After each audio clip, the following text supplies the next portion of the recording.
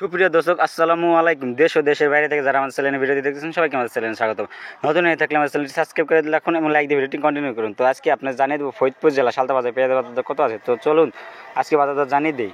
তো আজকে যেটা ভালো মানের পেঁয়াজ সেটা বিক্রি হচ্ছে 2900 টাকা করে মন, এবং যেটা মাঝারি সাইজের পেঁয়াজ সেটা বিক্রি হচ্ছে 2800 টাকা করে মন, এবং যেটা নিম্নমানের পেঁয়াজ সেটা বিক্রি হচ্ছে 2700 টাকা করে মন।